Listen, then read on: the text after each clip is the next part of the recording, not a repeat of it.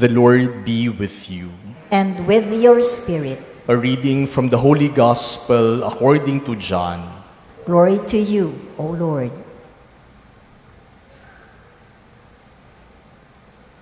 Reclining at table with his disciples, Jesus was deeply troubled and testified, "Amen, amen, I say to you, one of you will betray me." The disciples looked at one another at a loss as to whom he meant. One of his disciples, the one whom Jesus loved, was reclining at Jesus' side. So Simon Peter nodded to him to find out whom he meant. He leaned back against Jesus' chest and said to him, "Master, who is it?" Jesus answered, "It is the one to whom I hand the morsel after I have dipped it." So he dipped the morsel and took it and handed it to Judas, son of Simon the Iscariot. After Judas took the morsel, Satan entered him. So Jesus said to him, "What you are going to do, do quickly." Now none of those reclining at table realized why he said this to him. Some thought that since Judas kept the money bag, Jesus had told him, "Buy what we need for the feast," or to give something to the poor. So Judas took the morsel and left at once. And it was night. When he had left, Jesus said, "Now is the Son of Man glorified, and God is glorified in him. If God is glorified in him, God will also glorify him in himself, and he will glorify him at once. My children, I will be with you only a little while longer. You will look for me, and as I told the Jews, where I go, you cannot come. So now I say it to you." Simon Peter said to him, "Master, where are you going?" Jesus answered him, "Where I am going, you cannot follow me now, though you will follow me later." Peter said to him, "Master, why can I not follow you now? I will lay down my life for you." Jesus answered, "Will you lay down your life for me? Amen, amen, I say to you, the cock will not crow before you deny me 3 times.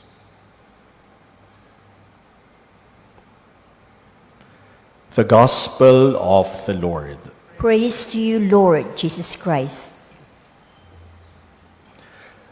My dear brothers and sisters, there is a saying that says, when the night is darkest, the stars shine brightest.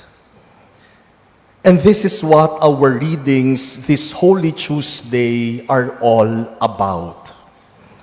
In our first reading, we heard from the section of the book of the prophet Isaiah called as the Canticle or the Song of the Suffering Servant of the Lord.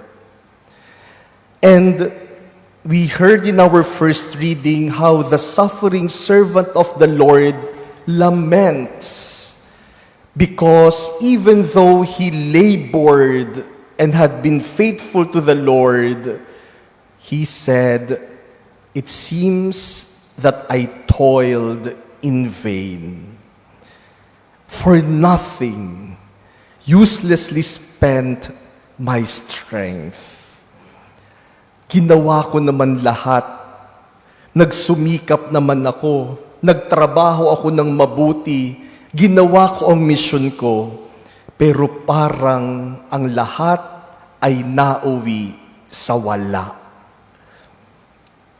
It was darkness for the suffering servant because despite what he did, people wanted his death. And yet at that very moment of lamentation, of sadness, of darkness, it was at that moment when the suffering servant of the Lord also saw the brightness of God's glory. That is why, towards the end of the reading, the suffering servant of the Lord says, "But I am made glorious in the sight of the Lord, and my God is now my strength."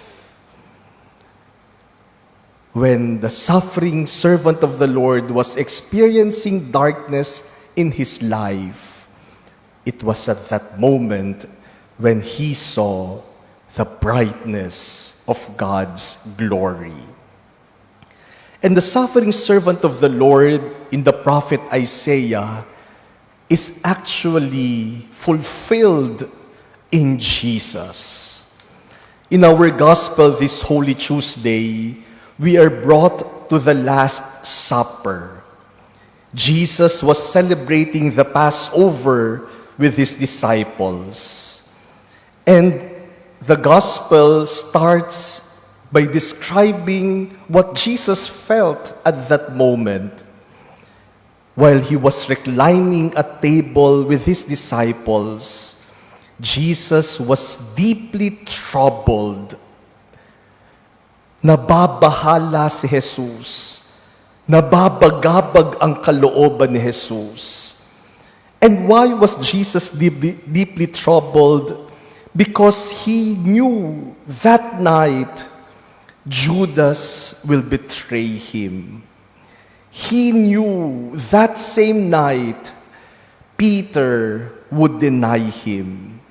He knew that night all these people joining him for dinner will run for their lives and would leave him alone.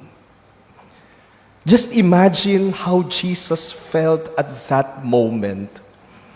Kung ilalagay po natin yung sarili natin kay Jesus, maiintindihan natin yung nararamdaman niya. Yung bang kasama mo sa pagkain, sama-sama kayo, pero alam mo, maya-maya lang, isa dyan itatakwil ka, isa dyan itatanggi ka, at lahat ng yan na itinuring mong kaibigan, iiwanan ka. It must have been a very difficult moment for Jesus. No wonder when Judas left, our gospel today clearly said, it was night. It was night not only because the sun had already set, it was night because it was the moment of betrayal and denial. It was night because it will be the moment of his suffering. The very first suffering that he endured was really not the cross, not the physical pains inflicted on him.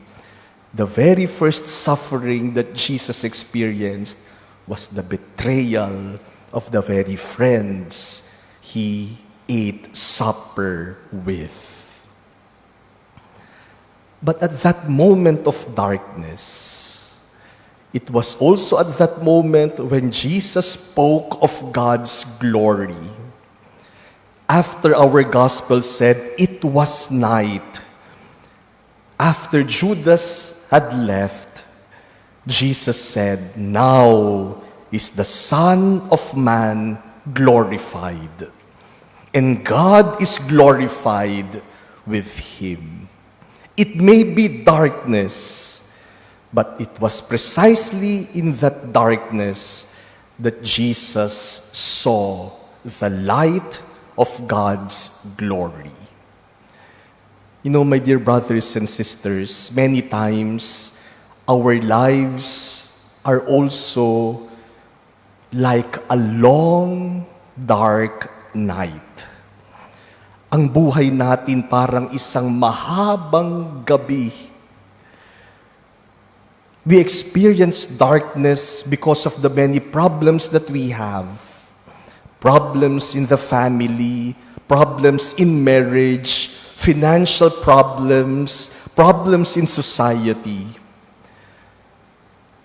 Our lives are made darker by the trials that we endure, the pains that we have in our hearts. We experience darkness because of the betrayal of friends. Yung mga taong pinagkatiwalaan mo na itinuring mong kaibigan, sila pa ang tumalikod ng iwan at nanira sa'yo. Your life will be dark. We experience darkness because of illness. Our own sickness or the sickness of our loved ones. Pag may sakit, parang madilim, punong-puno ng kadiliman. Some experience darkness because of hopelessness, because of loneliness. Pakiramdam nila, nag-iisa sila sa buhay. Some experience darkness because of an experience of death. What is your darkness? And how dark is your life right now? My dear brothers and sisters, when it seems that our lives are like a long, dark night, kapag naiinip na tayo na parang hindi dumadating ang liwanag, let us not lose hope. Let us not despair. Let us open our eyes and let us try to look around, because for sure, in that darkness, we will see the brightness of God's glory. Sa gitna ng kadiliman ng ating buhay, nagiging mas maliwanag yung kabutihan, yung awa at pag-ibig ng Diyos sa atin. For remember, when the night is darkest, the stars shine brightest.